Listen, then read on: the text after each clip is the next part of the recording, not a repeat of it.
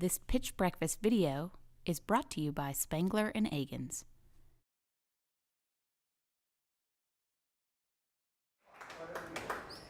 My name is Amanda Anthony, and I am the CEO and founder of FlyInStyle.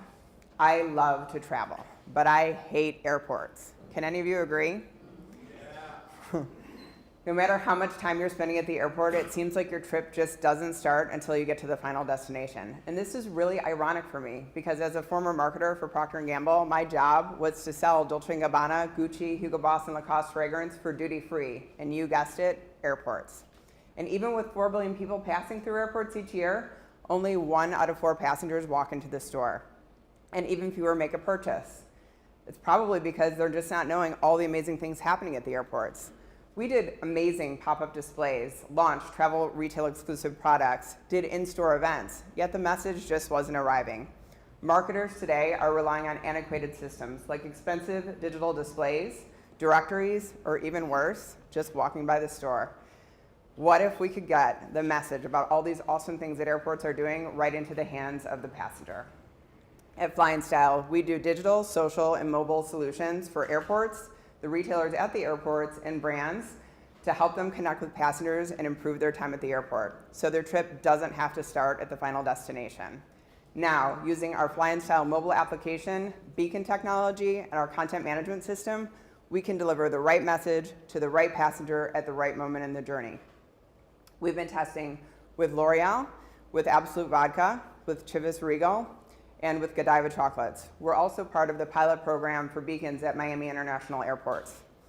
We're raising $750,000, and that money will be used to help us continue developing our technology platform, get onto Android, develop our API for content management, distribution, and to help us continue to develop the amazing FlyInStyle brand and create engaging experiences. You know how we fly in style. With FlyInStyle, you can too.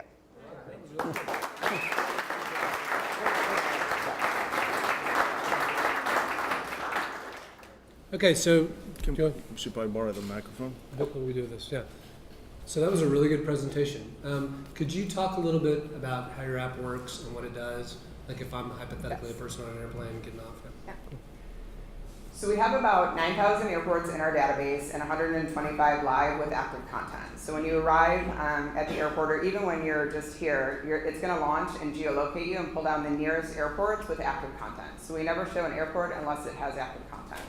For a retailer or a brand, if they're running a campaign in 30 airports, they can publish to all 30 airports in minutes. On the other hand, if they're doing something very specific at one airport, they can also customize the campaign for that one airport. Okay, cool. Good. I'm sorry. So so I get off the plane and I open up your app and I get a bunch of what feel like push messages to me. Is that right? Yeah. A little bit. So we do have push notification capability, but we're relying more on beacon notification. So this is the latest and greatest in technology. Beacon uses Bluetooth to help you locate a person in a specific moment, and we can do targeted messages based on your location. So for example, if you were parking your car, we would know that you were near the parking garage, so we could say, welcome to the airport, love Absolute Vodka, because it's not a great time to sell, but it's a great time to build a relationship with your passenger. On the other hand, if you're going through security, we could say you're steps away from duty-free savings. When you're in the store, we can say, have you checked out the latest flavor from Absolute Vodka? Buy 2, get the 3rd free. Okay, so you keep my, so I get it. I think I kind of have a question. Yeah. I have a simple question. Yep. How is this not really annoying? How is this not like all kinds of ads like coming to me? Because you've seen Minority Report, the Tom Cruise, yeah. You know where he's walking through the mall and it's like crazily annoying? Like, yes. That's sort of what I'm imagining. So that's the #1 question we get asked, so it's a great question. And that's what we're testing with Miami Airport. So we've created zones inside the airport, and there's a lot of logic behind what types of messages are fired, how often they're fired, when they're fired. So for example, we may have 25 or 30 beacons in one zone. So we have over 300 beacons at the airport. So clearly you don't want 300 messages coming out. But you might set a message for one zone, and if that one's already fired, it may turn off 2 or 3 other zones. We're basically trying to predict the passenger's journey from the car to the gate and then back on the return flight. So that's what we're testing out. I think I need the microphone. I'm not as Lister loud. Lister would like the microphone. I'm not as loud as you are, Chris. So I have a few comments or questions maybe. So I think it was a very smooth presentation. And clearly it shows that you have practiced for quite a long time. I think I remember meeting you in Miami about 1.5 years ago. So, and that was pretty good presentation back then. But I remember that the pitch that you gave me, which was an elevator pitch, was a little more to the point. Okay. And I wonder whether you've over practiced this, because I came away from your presentation not knowing exactly what problem you're solving. You mentioned a lot of issues, you mentioned people, the consumer, the traveler, the fact that people don't like airports. Yep. You also mentioned stores at the airports. I'm not sure who you're fixing a problem for. I'm just trying to figure that out. Okay. That's one. There's a couple So more. when I met you in Miami, our original business model was just a mobile technology platform offering marketing solutions. And we thought a mobile app would be enough to give to the brands and the airports to use to help them engage with the passengers. What we ran into was when it was time to get them to pay us, marketers are used to paying on audience. So we're self-funded, we didn't have the money to do a hard launch. So we looked back at our market, listened to what the brands and retailers and airports were saying, and we realized that even though we made it super easy to publish, 7 minutes to get a campaign globally, didn't matter, they don't have 7 minutes. So we added services. So that's why you're hearing a little bit more maybe complexity. We do digital market strategy, content development, social media management, white label technology. So it's really a service play now on marketing, and the technology is now a tool versus the product that we're selling. So you're a marketing tool for stores at the Yes. airports.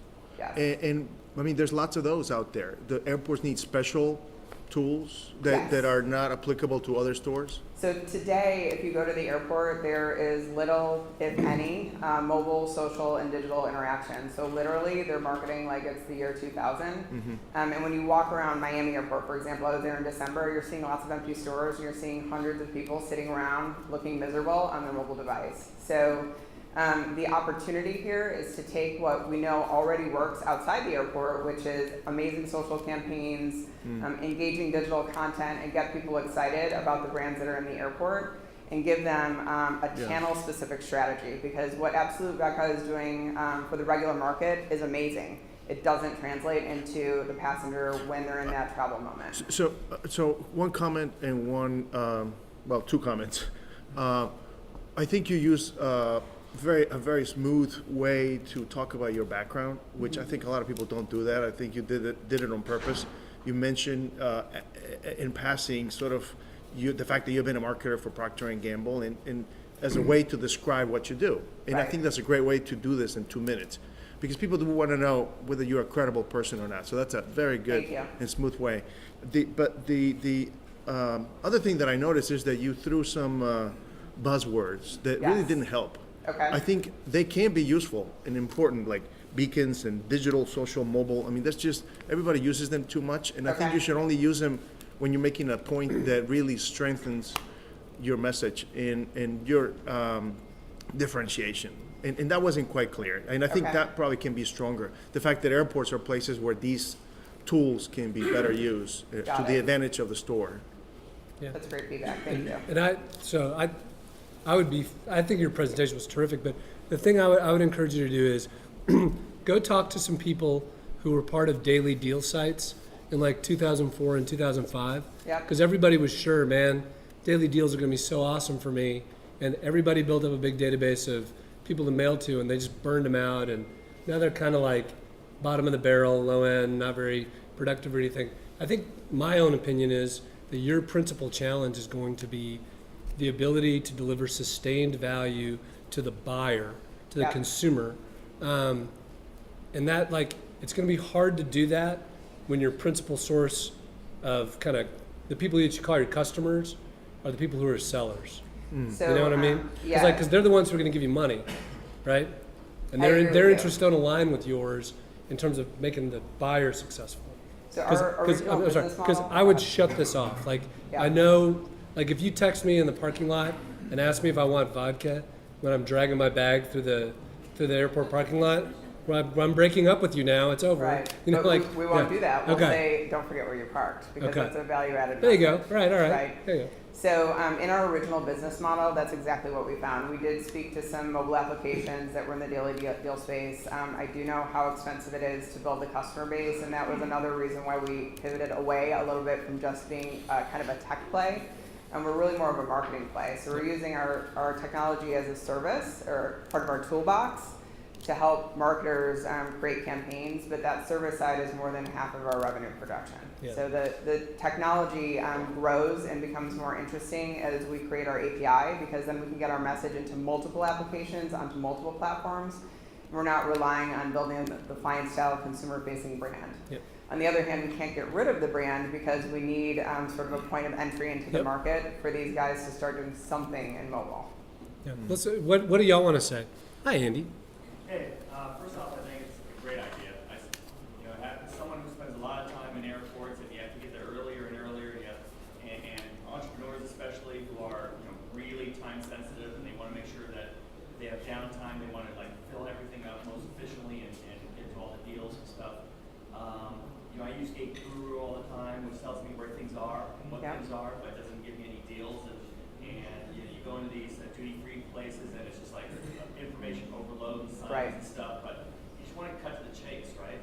And it would be good to get deals. And there's a lot of things that I'm sure you guys can add in there to personalize it, so I can put in information about me, what I like. I like single malt whiskey or whatever. I'm finding the best deal. FlyInStyle, I'm crazy about the name. Kind of like it's flying, and not just like I want to know what's here at the So airport. we want to help you feel like you're flying in style, flying like a VIP, even if you're not a VIP. Yeah, it's great. So just to answer or to address the Gate Guru, so Gate Guru would be an ideal customer for us as we develop our API, so that if we were doing an absolute campaign, we might be able to manage that content for them. So Gate Guru, because of their user experience, are about 2 or 3 clicks down to get to reviews or promotions, so it's been tough for them to penetrate into the space. It makes sense for them to content with a company that's fully focused on content, and that's really our core. It's good. Thank you.